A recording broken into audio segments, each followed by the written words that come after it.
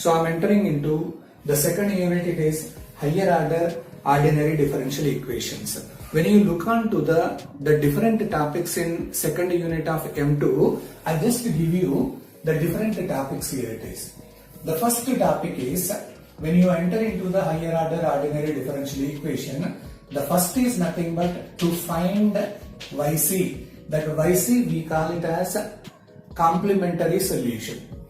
The second part is nothing but to find YP. It is nothing but particular solution of the given higher order ordinary differential equation. And coming to the third topic, this third topic, when you are entering into the third one, it is nothing but method of variation of parameters. Variation of parameters. And the next one is nothing but it is one more important topic. It is Cauchy-Euler equation. Cauchy-Euler equation. And the last topic is nothing but it is Legendre equation. So these are the main important topics when you are entering into higher order ordinary differential equation. When you look on to the first one to find YC, that it is very simple method. Only one method is available in order to calculate the complementary solution. Depending on the roots of auxiliary equation, we are having three cases. When the roots are real and distinct, one case. When the roots are real and repeated, second case. And when the roots are complex, it comes under the third case. Based on only those three cases, you can easily calculate YC. Definitely you can expect in the final semester examination paper. And coming to YP, particular solution. This particular solution is calculated when the right hand side of a higher order ordinary differential equation is not equal to 0.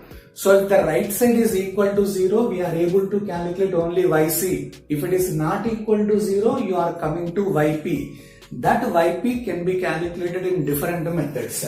I just give you the different methods of this YP. One is we call it as when the right hand side Q, it is looking like e to the power of AX. This is one way.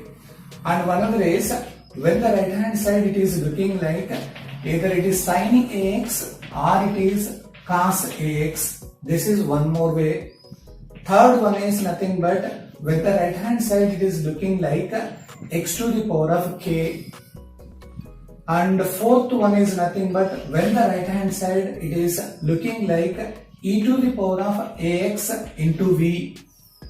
And one more fifth one is nothing but when the right hand side it is looking like q equal to just it is x into v. And one more is there, it is when the right hand side it is looking like x power k into v. These are the overall 6 different procedures in order to calculate YP. Remember, in the final semester examination, definitely among these 6 different methods, you are expecting one problem. One problem means both A bit and B bit among these 6 different methods. You just focus on these 6 so that you can easily attempt one question with A and B in the final semester examination paper. Okay, now that is about your YP. Coming to method of variation of parameters, definitely you are going to expect this is one problem, that too in A bit. Guarantee you can expect a problem, method of variation of parameters, one A bit. And among this Cauchy-Euler equation and Legendre equation, you can expect another bit which is nothing but B bit in the second problem.